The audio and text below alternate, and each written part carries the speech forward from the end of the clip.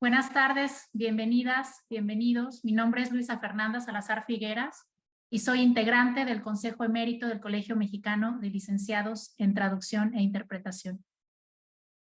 Les doy la más cordial bienvenida nuevamente a la sesión 3 de la jornada 1 de la tercera edición del Congreso Internacional Semana de la Traducción.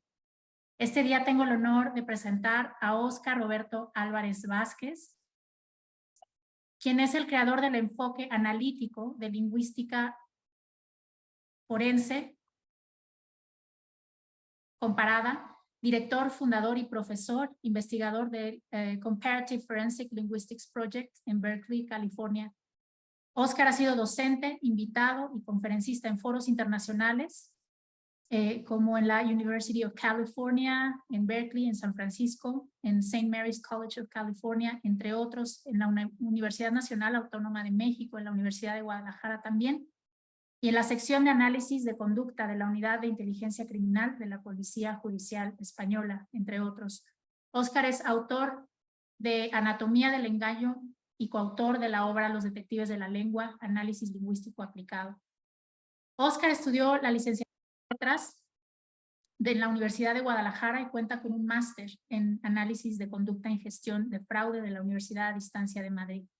Está certificado en Advanced Cognitive Interviewing y Forensic Statement Analysis por el Behavior Analysis Training Institute en Santa Rosa, California. Está también entrenado en lingüística forense por John Olson del Forensic Linguistics Institute en Gales, en Reino Unido. Óscar nos presenta el día de hoy la ponencia titulada El rol activo, intelectual e investigativo de intérpretes y traductores como detectives del lenguaje en contextos monolingües, multilingües y multiculturales. En el transcurso de la sesión podrán escribirnos cualquier duda o pregunta en el chat para que al término de la disertación el maestro Álvarez nos dé luz con sus respuestas. Sin más que agregar, Óscar, me da gusto verte por acá. Bienvenido, te cedo el uso de la palabra.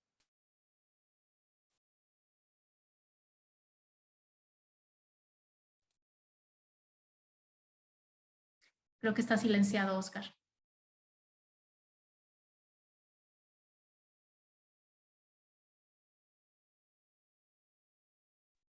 Ok, ¿me escuchan ahora? Te escuchamos fuerte y claro. Listo, Okay, escucha. perfecto, muy amable. Ok, voy a compartir pantalla ahora y pues estoy muy contento de estar con ustedes. Un segundito, por favor. Ya estoy casi allí. Ok, bien, bueno, pues como ya me hicieron el favor de presentarme, les agradezco la presentación. Es un placer estar con ustedes, un honor. Y gracias por la oportunidad. Quiero ir directo al grano porque realmente tenemos solamente una hora, entonces quiero aprovechar el tiempo. Y bueno, pues vamos a empezar. El objetivo de esta ponencia es introducir la lingüística forense comparada a la comunidad de traductores e intérpretes y al mismo tiempo destacar la necesidad de su participación en los procesos policiales y jurídicos en contextos monolingües, multilingües y multiculturales. Lo que me supongo que muchos de ustedes ya tienen la experiencia, tanto como intérpretes y traductores, en un poquito diferente de lo que haríamos nosotros en la lingüística forense comparada. Sin embargo, bueno, ya tienen la experiencia, son lingüistas, ¿no? Entonces, bien, la lingüística forense comparada propone trasladar sus habilidades técnicas e intelectuales a un nuevo rol profesional, el de intérprete o traductor activo y especialista en análisis de la conducta verbal de sospechosos, testigos y víctimas, es decir, en detective del lenguaje. Sin duda, una tarea fascinante e indispensable para el cumplimiento de la justicia. No solamente nos interesa una labor profesional y trabajar, y eso es importante, pero también queremos la justicia, ¿sí? Entonces, bueno, esta es una oportunidad para ello. En Comparative Forensic Linguistics Project, proyecto del que soy director desde el 2014, hemos notado que entre sus múltiples talentos, es decir, los talentos de los traductores e intérpretes, tienen la capacidad de entender, muy importante, entender la psicología y el comportamiento lingüístico-cultural de sus clientes. Esto les permite, además de ser el puente o vehículo de comunicación, transformarse temporalmente en el individuo que interpretan o en el texto que traducen. Su intuición y experiencia en este sentido son de gran interés para la lingüística forense comparada.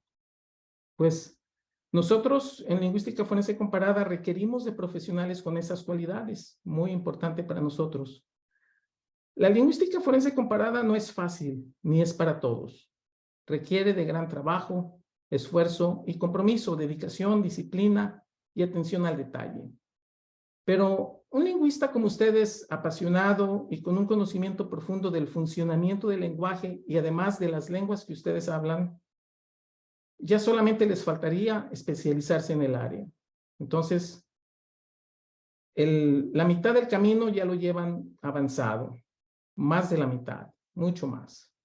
Hoy me gustaría compartirles entonces algunos ejemplos prácticos de la lingüística forense comparada para que durante mi exposición ustedes examinen sus propios intereses, ver si esto les interesa, si va de acuerdo, si encaja, si embona con sus intereses y con sus capacidades profesionales y vean si son compatibles con la lingüística forense comparada. Yo sé que en este momento es un poco abstracto porque todavía no hablamos de ello.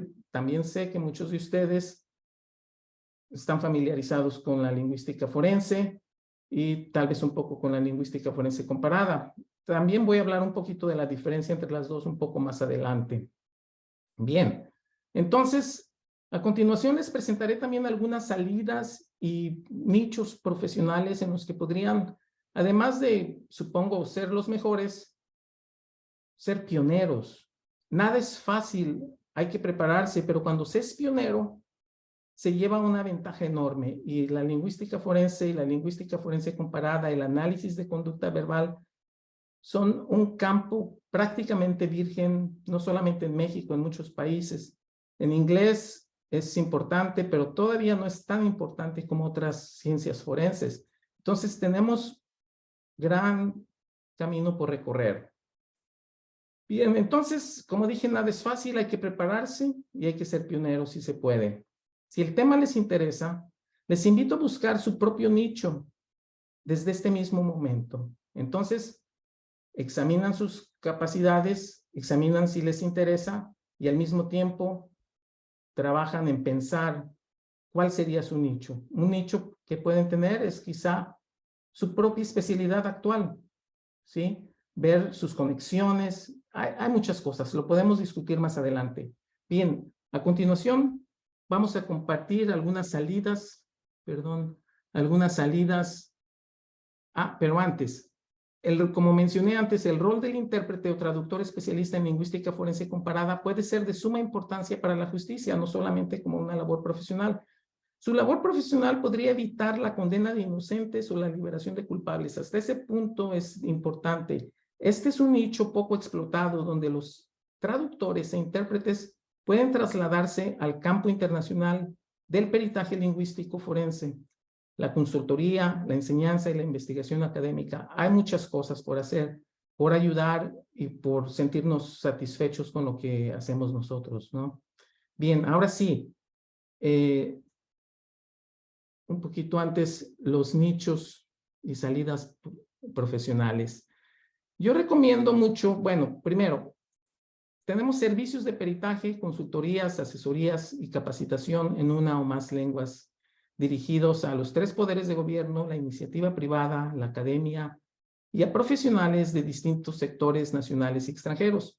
Bien, pero los servicios de peritaje son muy importantes. Yo recomiendo convertirse en perito primero. Ser perito es un nivel súper importante para ser respetado, de la expertise, ¿sí? Puede ser, imaginen un consultor o un asesor o una persona que da capacitación que no ha sido perito. Es respetable y es importante. Sin embargo, el haber sido perito anteriormente le va a dar un gran respeto. Es uno de los momentos más altos de tu carrera, ser perito. Entonces, no se necesita ser perito todo el tiempo o siempre. No todos aspiran a ser peritos, ni es lo más importante. Hay muchas cosas que hacer. Si no se es perito, está bien. Pero ser perito por algún tiempo para ser consultor y asesor, al menos en lingüística forense comparada, es muy importante. También para capacitar, incluso en la academia. Entonces, todos estos aspectos son recomendables. No se necesita ser perito por siempre, ser perito por un tiempo y ya está en tu currículum y puede ayudar en la consultoría. Los 3 poderes de gobierno también son importantes. Siempre dan respaldo. Y bueno, la iniciativa privada, pero la iniciativa privada, aunque se gana más dinero, siempre es importante haber participado como perito y tal vez en alguno de los 3 poderes o en los 3 poderes de gobierno. Entonces son algunas recomendaciones que doy. La academia, si se tienen el nivel, los títulos adecuados, pues por favor apliquen la academia y la combinación de su conocimiento actual con el de la lingüística forense comparada sería magnífico, sería un doble golpe, ¿no? Profesional, muy importante. Bien, y tenemos, además, se puede asesorar o ayudar a profesionales de distintos sectores nacionales y extranjeros. Ahora bien, mucha gente, muchas personas, muchos profesionales no les gusta, no les interesa la inteligencia criminal o la inteligencia policial o aplicar la lingüística forense comparada a esos temas. Y lo entiendo, ¿no? Todo el mundo está interesado en ese tema. Pero la lingüística forense y la lingüística forense comparada no están relacionadas únicamente con eso. Por ejemplo, está la inteligencia política. No se habla mucho de la inteligencia política, pero cada partido político, no solamente de México, pero de todos los países del mundo donde hay democracias o al menos tratan de que haya democracias, se habla de inteligencia política en esos niveles. Partidos políticos, cada campaña para presidente, gobernador, senador, cualquier nivel que están corriendo para presidentes o candidatos de cualquier tipo, tienen una inteligencia política. Aquí es algo que nosotros podemos participar en la inteligencia política, especialmente si tiene que ver con algún aspecto intercultural o interlingüístico. Está la inteligencia financiera. Si ustedes trabajan con las finanzas, traducción, interpretación y ya conocen el tema, bueno, la inteligencia financiera requiere de personas que utilizan la lingüística forense comparada también. El business intelligence, seguridad e inteligencia laboral, recursos humanos, prevención de fraude, como dicen en inglés, you name it. Hay muchísimos, un gran campo. Y la temática, bueno, ustedes se pueden especializar en diferentes áreas como la detección de mentiras, engaño, fraude financiero, político, fraude de amor. Ese fraude de amor online es uno de los que se necesita tanto y hay mucha clientela también, muchas personas interesadas en ese tipo de ayuda. Perfilación lingüística, atribución de autoría en casos de mensajes anónimos, etcétera. Hay muchísimo campo en lo que si tienen preguntas al final pueden preguntarme.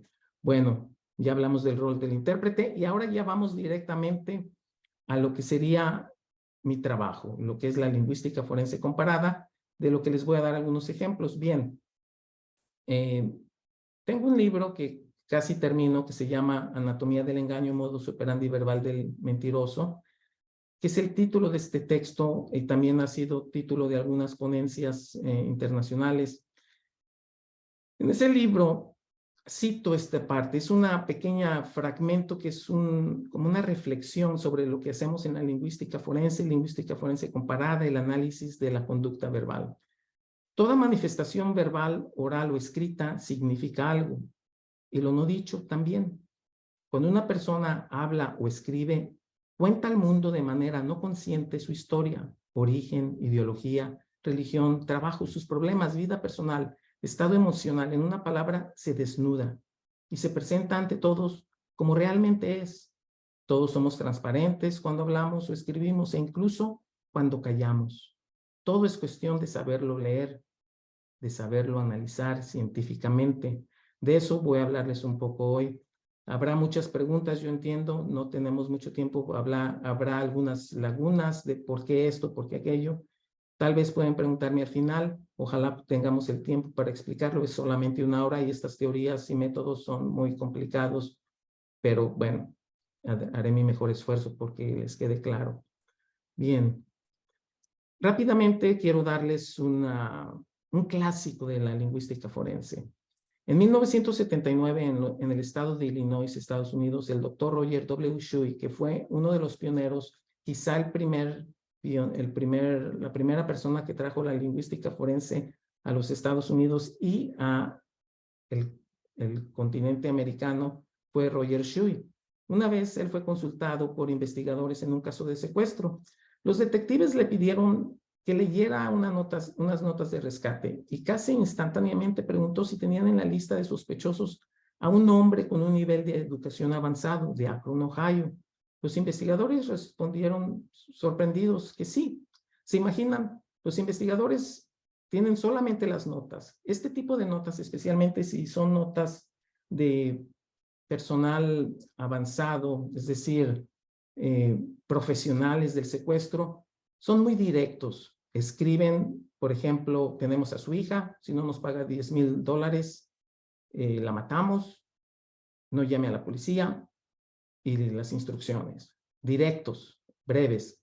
Si son personas que no tienen experiencia, normalmente escriben más, o si tienen alguna relación emocional con la víctima, van a escribir más, lo que da al analista o a la policía más información. Pero este tipo, entonces los detectives estaban confundidos, no tenían de dónde partir, pero de pronto se sorprenden cuando el profesor, el doctor Roger W. Shuey, les da una línea de investigación inmediatamente. Entonces ellos hablan con el sospechoso, lo entrevistan y el individuo terminó confesando su crimen. ¿Cómo hizo el doctor Shuey para saber? Al menos no sabía exactamente quién era, pero sí les dio una línea de investigación. No tenía una bola de cristal, pero sí tenía el texto que podía analizar. Bueno, pues encontró varias faltas ortográficas como Ken con K en vez de Ken con C para referirse al cesto de basura. Pero ¿cómo supo que esto era intencional? Por ejemplo, le parecieron intencionales estas faltas ortográficas. Había muchas. Bueno, entre ellas se dio cuenta que era un hombre educado por la forma de redactar, la organización de sus pensamientos, de sus ideas, estaban muy bien redactadas. Y estas faltas ortográficas que parecían que eran muchas, querían distraer a la policía. Otro elemento fue el término Devil Strip, que es usado con ese nombre solamente en Akron, Ohio. Esto aquí se convierte en lo que en lingüística forense comparada llamamos filtro cultural, porque no solamente es un análisis lingüístico, pero aquí ya nos da una referencia cultural al ser utilizado solamente en Akron, Ohio. En otras partes del país se utiliza Median Strip, Boulevard Strip, Neutral Ground o Island para referirse a lo que en México le llaman el camellón, no sé, la franja intermedia de la avenida con los arbolitos y las plantitas, florecitas, etcétera. Bueno, entonces estos elementos le dieron al doctor Roger Shuey una idea de quién podría, no sabía quién era, pero una línea de investigación, ¿sí? Eso es lo que hacemos a veces en lingüística forense comparada, encontramos la evidencia lingüística, a veces solamente una pista que puede ayudar a la policía o a los investigadores. Este fue el caso del doctor Shuey. Bien, y ese es un clásico de la lingüística forense. Bien, ahora yo tengo un caso extraordinario que me sucedió a mí. Bueno, ¿cómo pasó esto? Yo recibí una invitación, una llamada de una agencia policial que me solicitó analizar un mensaje anónimo. ¿En qué consistía ese mensaje anónimo? Bueno, mi trabajo consistía en analizar el mensaje anónimo para hacer era como una segunda opinión, ¿no? Como cuando vas al médico y la policía de esa agencia ya había encontrado ya tenían su diagnóstico, querían una segunda opinión. Bien, mi trabajo era determinar si ese mensaje si tenía indicadores lingüísticos de credibilidad o no.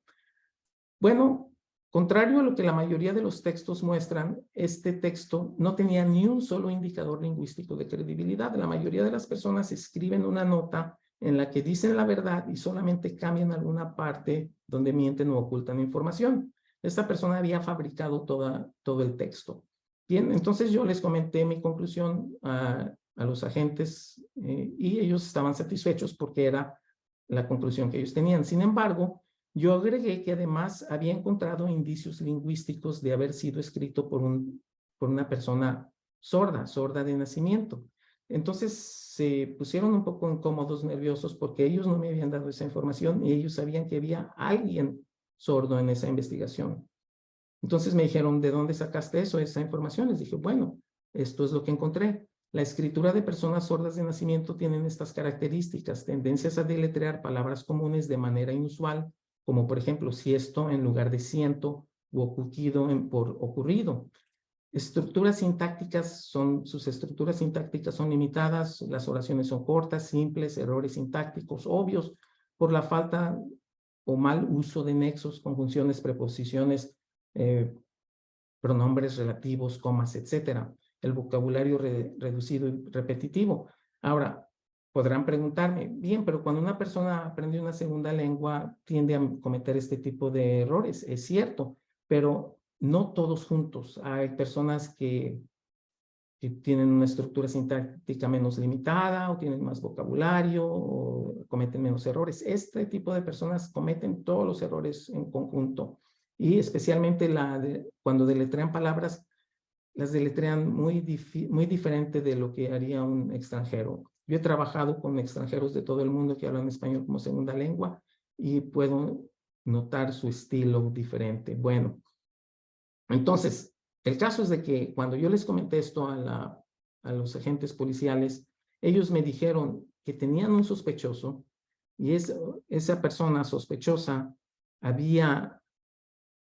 era la que les había contactado con ese mensaje anónimo que según eso esa persona había recibido contándoles sobre el crimen para distraer a la policía en realidad. Entonces ahora teníamos el sospechoso y teníamos también una evidencia muy probable, muy alta evidencia contra ese individuo. Entonces, es muy interesante, ¿no?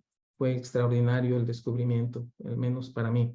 Un poquito sobre semejanzas y diferencias entre la lingüística forense y la lingüística forense comparada. Bien, en el lado izquierdo tenemos la definición de lingüística forense.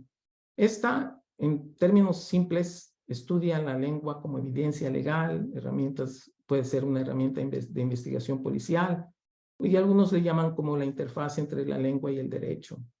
Por otra parte, entonces, la lingüística forense comparada en el lado derecho es el enfoque analítico comparativo compuesto por la sociocrítica, la lingüística forense y el statement analysis, es decir, todo lo que hace la lingüística forense lo hacemos nosotros. Es decir, es el corazón de lo que hacemos y además nos apoyamos en otros filtros como son la sociocrítica en este caso y el statement analysis, que son parte de los 3 filtros principales del aparato teórico metodológico. La sociocrítica fue creada por el doctor Edmond Cross de Montpellier, de la Universidad Paul Valéry, y fue mi profesor. Entonces yo he trabajado desde los años 80 con la sociocrítica. Después trabajé con el doctor, bueno, no trabajé, estudié con el doctor John Olson y bueno, es la línea de todas las diferentes líneas de lingüística forense que es mi favorita, la que me formó, aunque sigo a otros expertos en la lingüística forense también. Y finalmente el statement analysis, que es una técnica de análisis de mentira y engaño y obtención de información que las grandes agencias de inteligencia y policiales alrededor del mundo, como las que ven en pantalla, utilizan esta técnica. Entonces, yo he utilizado como base, como apoyo, como los 3 filtros principales, estas 3 técnicas, y de ahí he desarrollado herramientas anticrimen que he utilizado con agencias policiales de inteligencia y con lingüistas y otras personas que preparo, que se preparan en mis entrenamientos, en mis clases, con mi metodología. Ahora también nos apoyamos en lingüística forense comparada en otras metodologías auxiliares. Mientras más sepamos del mundo, más información tenemos para nuestras investigaciones. Entonces, la psicolingüística, el criminal profiling, la criminología, antropología, geolingüística, etcétera, you name it again. son importantes en nuestra investigación científica de la lingüística forense comparada. Entonces, ahora, no siempre tenemos que saber todos esos temas, ¿sí? Mientras más sepamos es mejor, pero podemos trabajar con expertos en ciertas áreas, como en psicolingüística, que sea un experto en lingüística forense comparada o en lingüística forense. Un experto en ciencias cognitivo-conductuales puede unirse a nosotros, etcétera, ¿no? Mientras más, ahora nos gusta trabajar en equipo para no contaminarnos con nuestros propios prejuicios intelectuales o culturales, etcétera, ¿no? Sociales. Ahora, en Comparative Forensic Linguistics Project, yo diseño y desarrollo estas herramientas anticrimen por medio del análisis lingüístico investigativo. El análisis lingüístico investigativo es el equivalente de la lingüística, es el equivalente más o menos del criminal profiling, pero en lingüística. Es decir, primero trabajo el criminal profiling a través de la manifestación lingüística oral o escrita de la persona que estoy analizando, y después nos apoyamos en otras técnicas o metodologías. Bien. Anatomía del engaño, modus operandi verbal del mentiroso y autopsia lingüística son las herramientas anticrimen más significativas del Comparative Forensic Linguistics Project. ¿Por qué son las más importantes, las más significativas? Porque en realidad en ellas reúno todas las otras metodologías y técnicas que he ido desarrollando a través de todos estos años. Yo comencé a desarrollar la lingüística forense comparada en el año 2012 y desde entonces se ha ido evolucionando y cada técnica, primero se llamaron técnicas auxiliares, después técnicas operativas y finalmente estas técnicas operativas se han convertido en herramientas anticrimen. Y bueno, les hablo un poquito más. Hablemos entonces un poquito del alcance científico de la autopsia lingüística. Entonces, lo que vamos a hacer en este momento, me voy a enfocar en la autopsia lingüística. Pero primero quiero hablarles del alcance científico de la autopsia lingüística. Es relativamente nueva. Y la autopsia lingüística es, yo diría, una de las más potentes herramientas que tenemos en lingüística forense comparada. Y entonces, hace unos meses, en febrero pasado, tuve un curso, dicté un curso a la Policía Nacional, perdón, a la Policía Judicial Española. En ese curso, en febrero pasado, pues exactamente, no fue solamente la Policía Judicial Española, fue a la sección de análisis de conducta de la Unidad de Inteligencia Criminal. Es decir, es un grupo de analistas élite, una policía científica, intelectual, que resuelven los casos más complicados de España, como asesinos seriales, etcétera. Vamos a ponerle más o menos como, si vemos la televisión, Netflix, etcétera, como sería el Criminal Minds, ¿sí?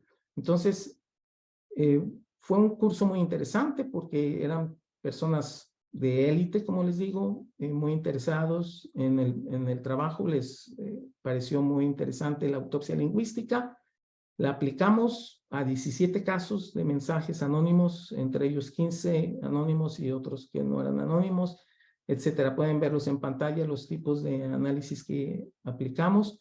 Y esto fue lo que pasó. Yo simplemente venía a ofrecerles un curso sobre la autopsia lingüística y yo tenía mis casos que yo analicé, pero ellos trajeron a la mesa otros casos. Entonces, entre los analistas de conducta de la Unidad de Inteligencia Criminal y mi parte, reunimos 17 casos. Bien. Tuvimos el curso, todo fue bien, excelente, les gustó, lo aplican actualmente con éxito. Estoy muy agradecido, estoy muy contento. Pero yo siempre tengo una reflexión después de mis cursos y de mis conferencias o presentaciones.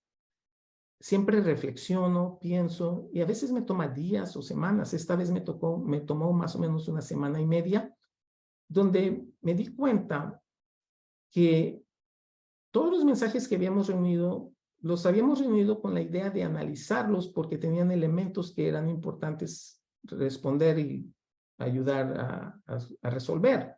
Sin embargo, no me había dado cuenta que los anónimos fueron enviados a sus víctimas en un marco temporal de 100 años.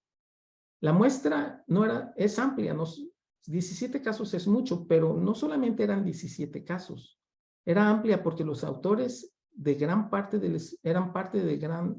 gran parte del espectro social. Además, no tenían lazos en común, lejanos en tiempo, lengua, cultura y distancia geográfica. En 5 países, Reino Unido, Estados Unidos, España, México y Argentina. En 2 idiomas, inglés y castellano. Digo castellano refiriéndome al español de España, pero con sus variantes del español mexicano y argentino. Además, la variante del inglés estadounidense y algo más que sería el 6º país, que no lo mencionamos porque no estamos seguros, pero ese 6º país era parte de extranjeros, muy probablemente de la India. Entonces, esto lo hace mucho más rico que solamente 17 casos y más rico que solamente personas de gran parte del espectro social. Cuando refiero al espectro social, me refiero a todas las clases sociales, todas las edades, a criminales de carrera y criminales por primera vez. Otra vez, you name it, incluye muchísimas personas. Además, yo comparé estos resultados con cientos de análisis que yo había hecho de otros casos a través de mi carrera.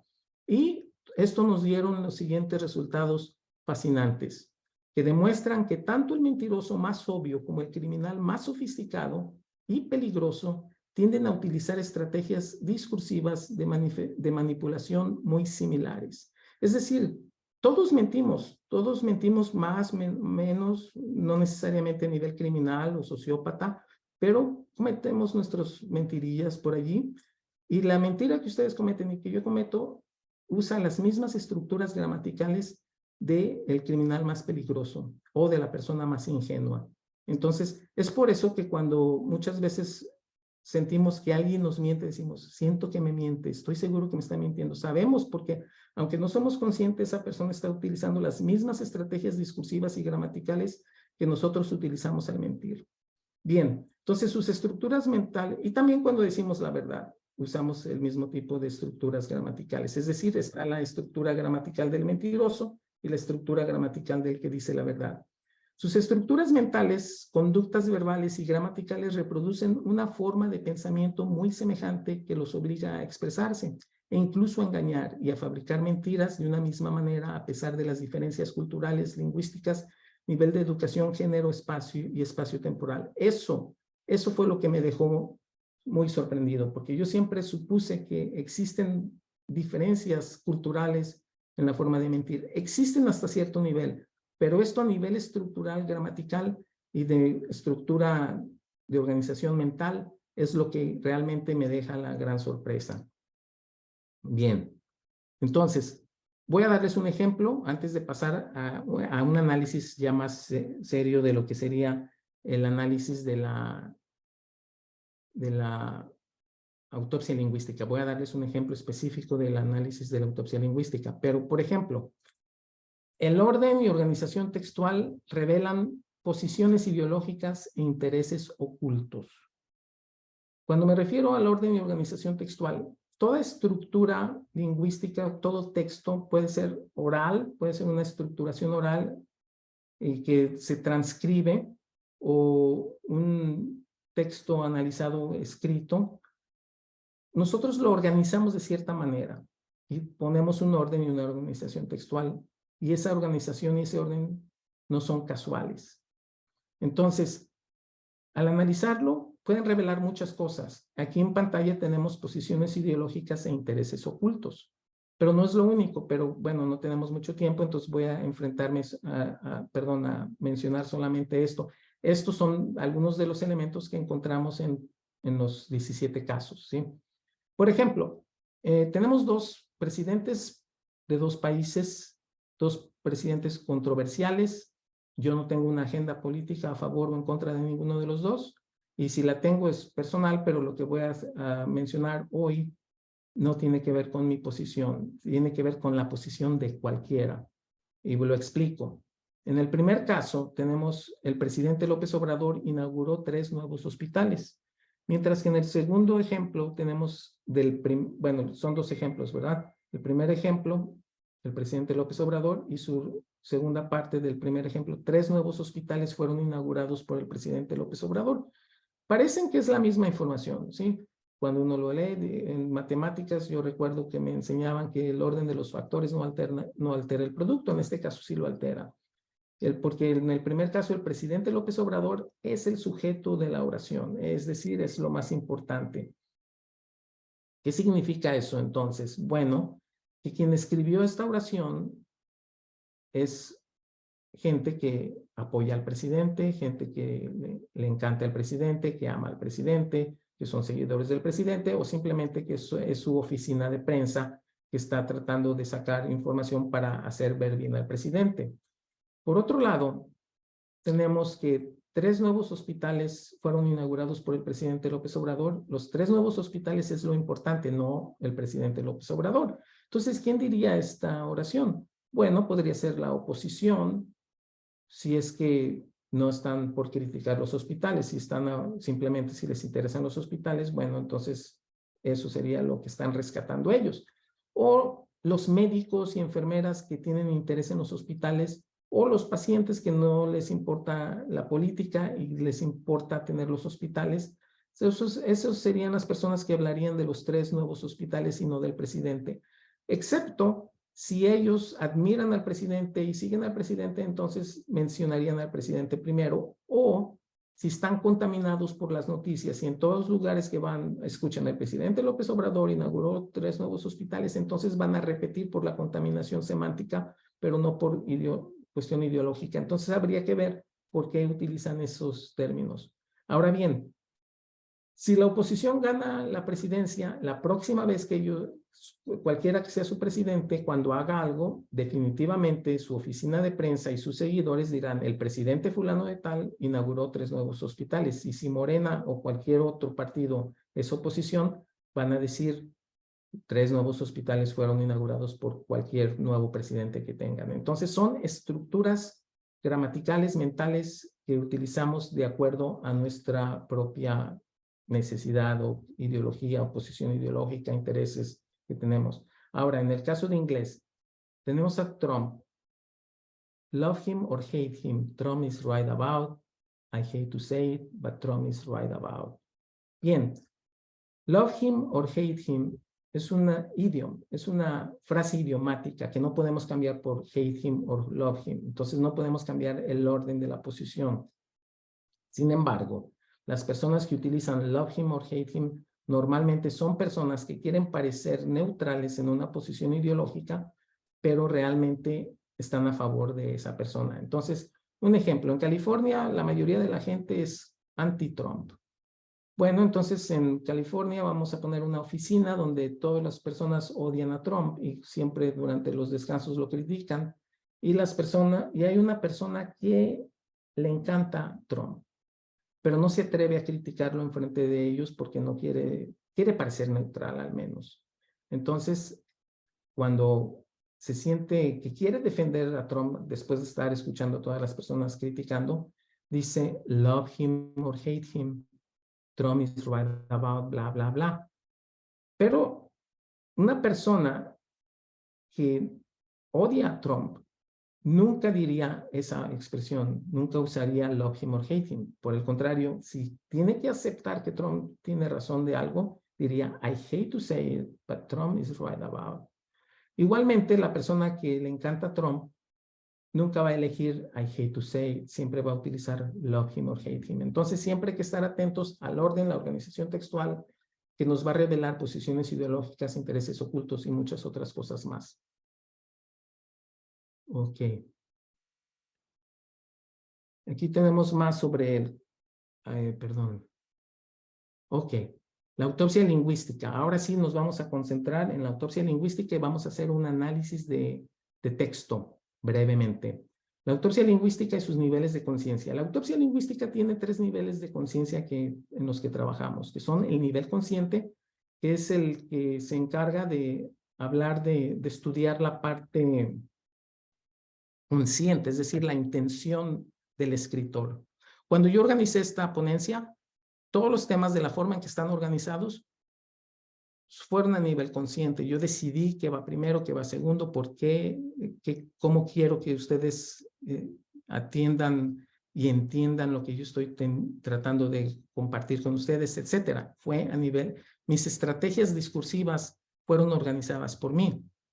El nivel no consciente es lo que yo no me doy cuenta. Cuando yo hablo, las palabras que yo elijo, mi acento, etcétera, son palabras que ustedes van a sacar sus propias conclusiones, que van a empezar a detectar quién yo podría ser, qué tipo de persona soy, mi ideología, mi origen, etcétera. Y el nivel inconsciente originalmente es lo que se aplicaría al inconsciente freudiano de Freud, pero nosotros con la autopsia lingüística aceptamos cualquier posición de análisis de conducta, de análisis psicológico o de psicolingüística o psiquiatría. Lo que nos importa es detectar el nivel de peligrosidad del individuo y rasgos de su personalidad. Entonces, la suma de los hallazgos y análisis de los 3 niveles de conciencia nos permitirán inferir las tendencias de personalidad y los probables perfiles lingüísticos del autor con el fin de formular una o varias hipótesis de su probable identidad, su intención, capacidad de acción y sobre todo su peligrosidad. Entonces, para el nivel inconsciente, nosotros normalmente trabajamos con un autor que se llama Joe Navarro y tiene un texto titulado Dangerous Personalities, que lo recomiendo altamente, y lo tengo en la bibliografía al final, igual con mis otras influencias de la lingüística forense, etcétera, en una bibliografía final que puedo compartir con ustedes. Y el Dangerous Personalities nos ayuda a detectar esa parte de la personalidad y darnos cuenta si el individuo que estamos analizando es peligroso, más lo que ya hemos investigado nosotros en nuestra práctica cotidiana. Bien, tenemos más información aquí, que se repite lo que estoy diciendo. Y ahora sí tenemos el texto que vamos a analizar. Return back to your country. Bien, este es un mensaje anónimo que recibió un individuo en Estados Unidos en el año 2020, exactamente durante el tiempo del tiempo en que Trump estaba haciendo una campaña racista y agresiva contra inmigrantes. Bien, entonces voy a leerlo un poco en inglés. Y bueno, abajo tienen, discúlpenme los traductores, tengo una traducción en español, por si acaso hubiera alguna persona que no habla español, pero discúlpenme que mi traducción no haya sido tan precisa y profesional como ustedes la habrían hecho, pero bueno, creo que tiene un poco de cercanía a la original. Bien, entonces, return back to your country. Assholes, American citizens in IT industry and other professional fields have lost their jobs to many Indians and Chinese. We ask you to leave the country without further delay. We will have no choice but to shoot, en aquí muy importante, perdón la interrupción, to shoot no utiliza you, o por ejemplo en inglés, perdón, en español diríamos, no tendremos más remedio, diría que dispararles o dispararos sin piedad. Y aquí dice to shoot. Esto va a tener una importancia después. No dice you, them, the Chinese, the Indians. No dice a quién. Esto es importante. Y luego tenemos una lista que termina en los lugares en que podría suceder, pero que tiene algunas faltas ortográficas o gramaticales. Bien.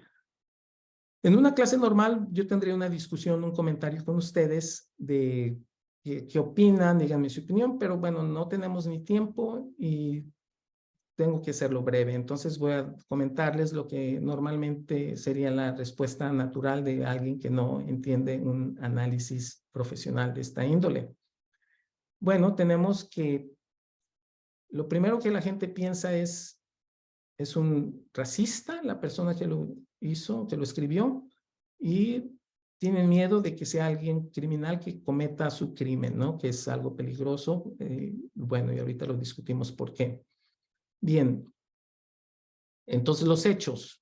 Es una nota anónima amenazante de muerte. La víctima es un extranjero de identidad protegida porque la policía puso esto, lo publicó en su Facebook y mencionó que era un extranjero, pero no nos dicen quién. La probable nacionalidad, por la información que tenemos, puede ser de India o China y del Haití. Trabaja en la industria Haití. Bien, aquí tenemos algunos colores que vamos a utilizar en el análisis, que yo se los voy a explicar más adelante, pero son códigos de color que utilizamos para el análisis. Bien, ya tenemos aquí el texto que vamos a analizar y les explico el código. En color vino tinto, sin importar los subrayados en otros colores, tenemos la amenaza. En color violeta tenemos la información de los insultos. En color azul tenemos el debate. ¿A qué le llamo el debate? A la exposición de las ideas de por qué, una explicación de por qué están insultándolos o amenazándolos, ¿sí? Entonces, esos son los tres discursos, los tres temas que se aparecen en el texto. Es un texto breve, 53 palabras solamente. Y veamos, en color verde es lo inusual. Return back to your country. Suena extraño, ¿verdad? Porque la frase racista, tal vez ustedes ya la conozcan, es go back to your country. Return back, de hecho, back no es necesario, pero return back to your country es más neutral, no tiene el sentido racista. Entonces aquí esto es una primera alerta roja. ¿Qué nos está diciendo este mensaje? ¿Por qué están utilizando el return back to your country? Luego tenemos assholes. Es una palabra fuerte, pero no es tan fuerte, podría ser más fuerte. Y solamente hay una en 53 palabras. Recuerden de lo no dicho que mencioné. ¿Cuál es la función de que esta palabra esté solamente allí y no más? ¿Es anónimo? ¿Podrían utilizar muchísimas palabras de insultos, pero solamente utilizan uno? Aquí ya es una segunda alerta roja. American citizens in IT industry and other professional fields have lost their jobs to many Indians and Chinese. Y aquí tenemos otra alerta roja. Pero primero, antes de hablar de la alerta roja, veamos el orden. IT industry es más importante que other professional fields. De hecho, ni siquiera menciona los otros campos profesionales, Entonces, ¿por qué? Porque realmente al autor lo único que le interesa es el IT industry y está utilizando otros campos profesionales solamente para enfatizar y soportar lo que está diciendo del IT industry. Y está culpando a los indios y chinos de que están perdiendo los trabajos por ellos. Y vamos a las estadísticas, que no está en el nivel lingüístico, pero a nivel estadístico, las personas de Asia solamente son el 12% los que trabajan en el IT industry, mientras que más de casi 55% son blancos. Latinos son más todavía que los latinos, son cerca de 16%, etcétera. Entonces, hay algo interesante allí. Y si vemos otra vez el orden, los de India son más importantes que los chinos para el autor, porque va en ese orden. Eso es en psicolingüística, se considera que emocionalmente es más importante a la persona que uno menciona o el tema que uno menciona antes que otros. Entonces, luego tenemos, bueno, entonces regresamos a American Citizens. Está hablando de los americanos en tercera persona. Esa es la tercera alerta roja. Return back, assholes, y ahora American Citizens en tercera persona. No se está incluyendo. Entonces, parece ser que el autor no es americano. Por otra parte, toda esa oración, la que está en azul, también parece una oración sacada de los noticieros de Fox, que son los noticieros conservadores de los Estados Unidos. Es decir, parece ser de noticieros o de periódicos conservadores. Y luego tenemos la expresión we ask, que no sabemos si ya había preguntado, por eso tiene el participio pasado, o si es un error ortográfico como muchos de los que hay en este texto. Vamos a dejarlo como, ok, no sabemos. Pero ask no es to demand, ¿sí? No está exigiendo. Esto debilita un texto agresivo, un texto amenazante de muerte. Lo debilita porque voy a decirles, el ask, el pedirles, me recuerda a una historia. A un hombre al que mataron a su esposa, escribió un testimonio de lo que pasó. Él fue testigo del asesinato y su comentario fue: estábamos caminando en el parque, mi esposa y yo, cuando un hombre llegó, nos preguntó la hora y cuando íbamos a contestarle, este caballero sacó la pistola y mató a mi esposa. Esa palabra, caballero, no la diría alguien para referirse al asesino de su esposa. Es lo mismo con ask, es muy suave. Y además tenemos la expresión we will have no choice. También baja el poder de la amenaza. Y además lo que ya les había comentado antes, to shoot you. Por ejemplo, en el español castellano, os pedimos, no tendremos más remedio que dispararos o dispararles en mexicano. Aquí faltó. Ahora, en la lista de los 17 casos y en todos los otros casos que he trabajado, las personas que amenazan y que cumplen su amenaza no dejan shoot o disparar sin decir a quién. Siempre mencionan. Ese es muy interesante. Las amenazas que no son serias dicen, por ejemplo, cuídate la espalda, algo te puede pasar, etcétera, pero normalmente no quedan vacías. Incluso si utilizan, ahora yo sé que están pensando en personas que han dicho, voy a matarte y no matan. Bueno, no tengo mucho tiempo de explicar todos los detalles, pero no es solamente un indicador lingüístico. La suma de muchos indicadores lingüísticos nos lleva a las probabilidades. Y aquí tenemos, en un texto de 53 palabras, ya hemos encontrado muchísimos elementos para suponer que algo está pasando. Creo que ya tienen una idea de quién podría ser el autor, no directamente quién es el autor, pero qué tipo de persona podría ser el autor de este texto, ¿no?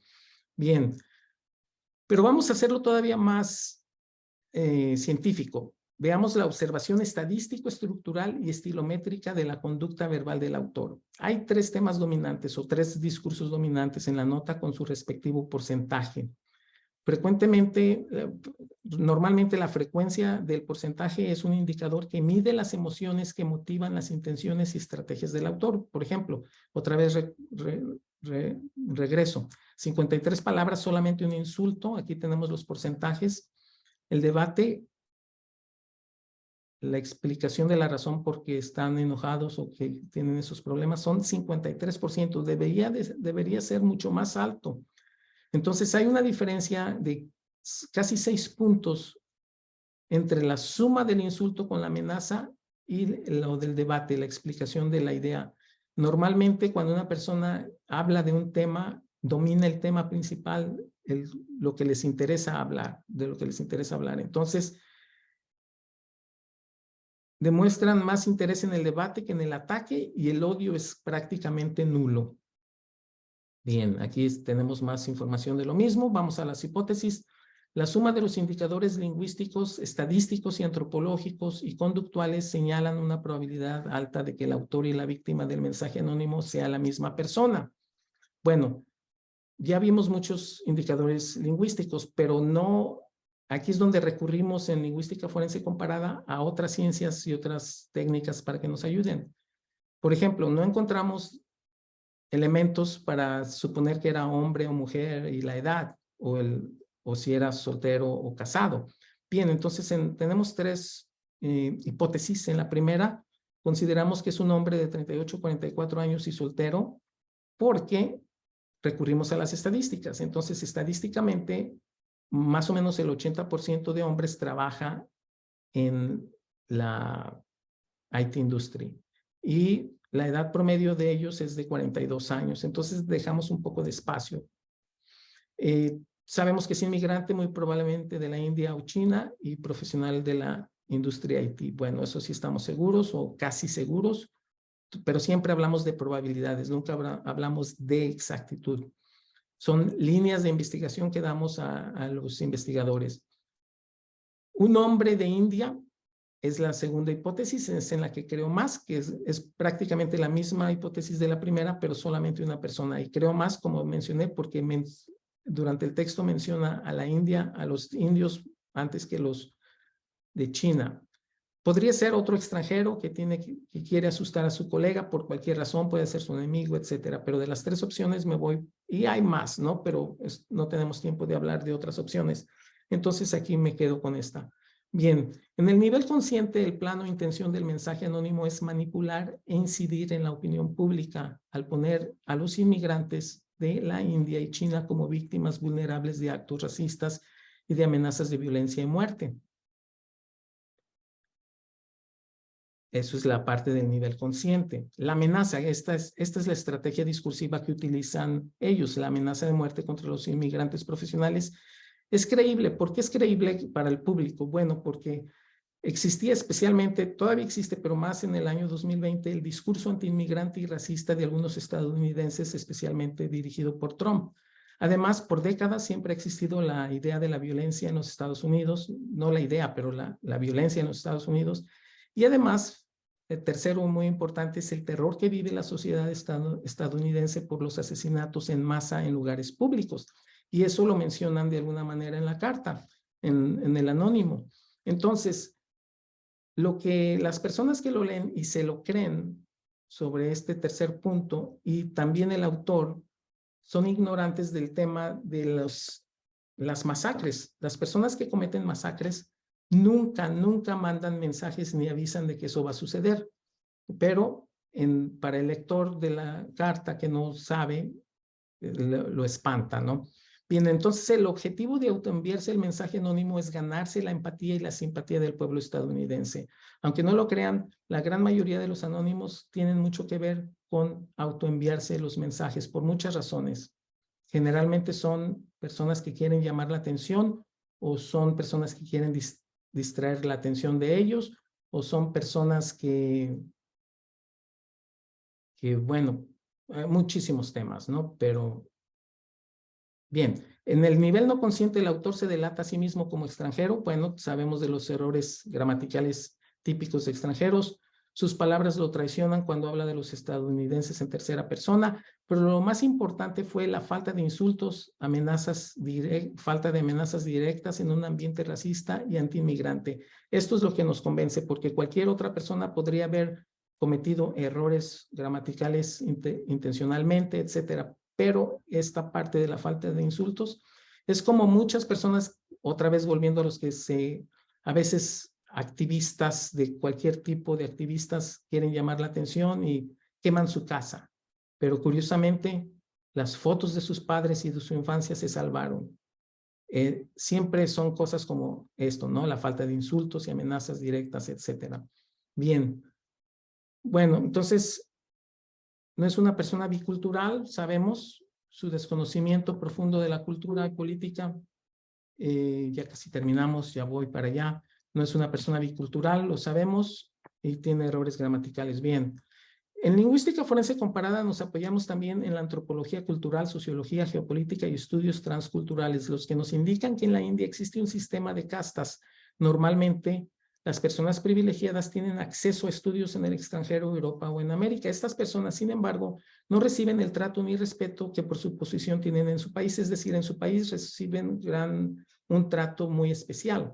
Cuando llegan a Estados Unidos o Europa, no solamente no reciben un buen trato muchas veces, sino que hay discriminación. Entonces, a nivel inconsciente, la nota es una reacción impulsiva, un indicador de alta probabilidad de que el autor tenga una personalidad inestable y se incremente con el estrés.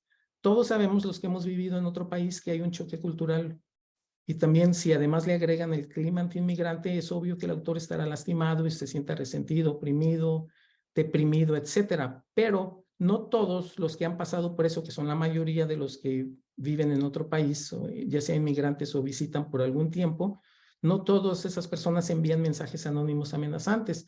Entonces, las personas que hacen eso o tienen una mente criminal, o por lo menos existe una probabilidad alta que tenga una personalidad inestable. Y creemos que este es el caso de este individuo. Y pensamos que es de India porque los chinos, bueno, no tengo tiempo para hablar de ellos, pero no responderían mucho al mismo patrón de conducta ni histórico, ¿no? Bien, bueno, esto es todo. Tengo una bibliografía por aquí. y otra bibliografía recomendada. Y bueno, si tienen preguntas o comentarios después, si no nos ajusta el tiempo, con mucho gusto lo responderé. Muchas gracias. Gracias a ti, Oscar. Todos estábamos sin pestañear, escuchando de todas estas experiencias tan interesantes. Sí, hay algunas preguntas y hay muy buenas noticias también para todos. Una de las primeras preguntas que nos planteó Marian fue Claudia. Claudia, ¿qué dice Claudia? ¿Qué diferencia hay entre la lingüística forense y la lingüística comparada? Bueno, más o menos lo dije muy rápido, pero estaba, como ven, deprisa porque solamente tenemos una hora. El tema básicamente es lo mismo, es lo que trabajamos en general la lingüística forense. Sin embargo, la lingüística forense solamente se centra en el análisis lingüístico. Nosotros trabajamos en el análisis lingüístico y cuando ya no tenemos suficiente, si la parte lingüística no es suficiente, entramos a otros campos, la psicología, la psicolingüística, nos apoyamos en como hice el aspecto geopolítico o intercultural, etcétera, nos apoyamos en eso para expandir nuestro conocimiento o nuestro análisis. También, por ejemplo, existe el Open Source Intelligence, que significa que podemos hacer inteligencia en las redes sociales, en las librerías, en las bibliotecas, etcétera, y sacar información que no teníamos. Por ejemplo, si tenemos una nota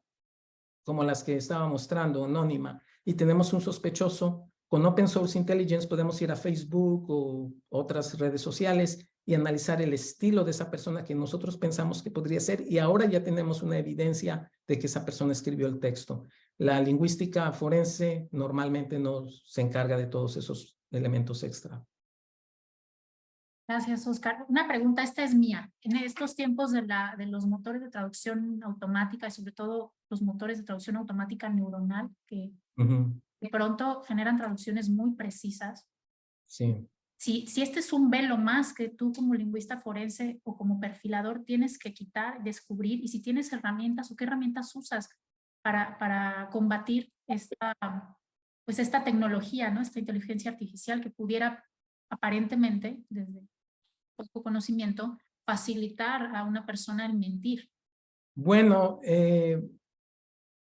si me explico, si entiendo bien, ¿estás refiriéndote a la traducción o a la manera de mentir? A la traducción automática y sobre todo a los motores de traducción automática neuronal. Es decir, si yo genero una nota y luego la paso por un motor de traducción automática mejores que hay, tú como lingüista podrías... Ese es el nuevo reto, ese es a lo que estoy trabajando ahora. Por ejemplo, no sé si están familiarizados con Grammarly. Ese Grammarly Go, que tiene una nueva función, que por ejemplo yo escribo un texto, me corrige mi gramática y después yo digo quiero hacerlo más simpático de lo que es o más asertivo o lo que sea, y me cambia toda la redacción de lo que yo había escrito. Ese es el nuevo reto en lo que estoy pensando, pero existen otras herramientas de inteligencia artificial que nos van a decir si ese texto que estamos analizando fue producto de inteligencia artificial. Entonces tenemos que recurrir a las otras, a la inteligencia artificial para determinar si el texto es de inteligencia artificial. Y después, no sé, estoy trabajando en ello, no tengo toda la respuesta todavía, pero es un nuevo reto, es algo más nuevo.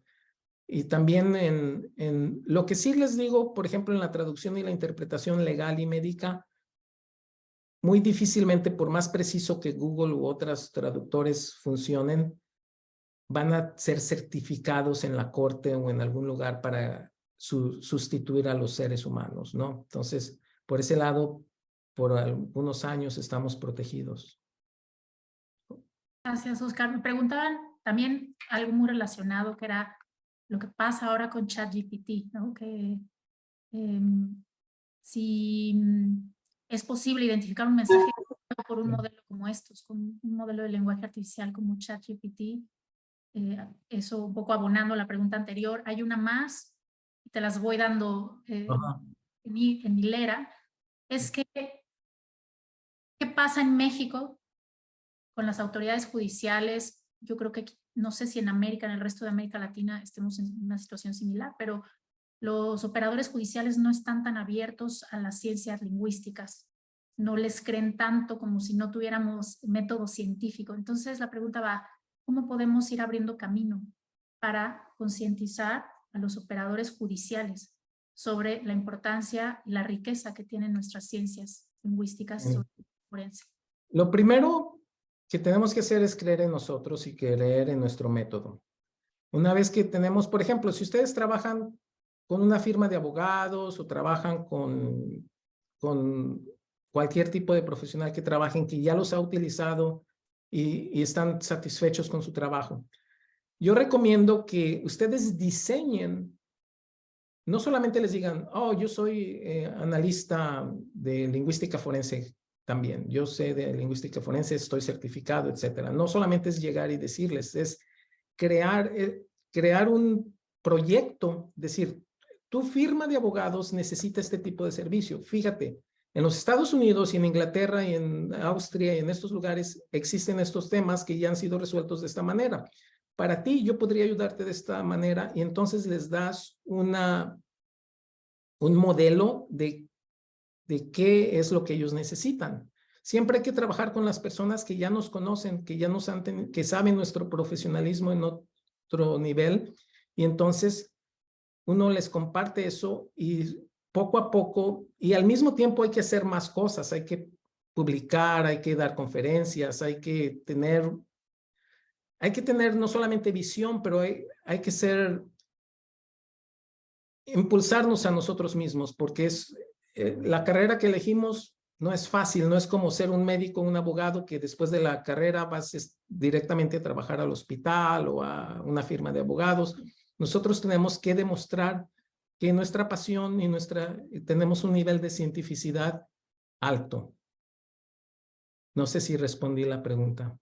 Totalmente, sí, muchísimas gracias, Oscar. Dos cuestiones más. Una de ellas es que piden nuevamente las referencias bibliográficas de tu disertación y les recuerdo que esta charla queda grabada y se publicará una vez que se cierre la semana de la traducción. Quedará la charla disponible en las redes del CEMELTI para que ustedes puedan recorrer nuevamente esta presentación que no tiene desperdicio alguno y que cada minuto de volverla a ver seguramente nos van a caer más 20, como decimos aquí de manera coloquial.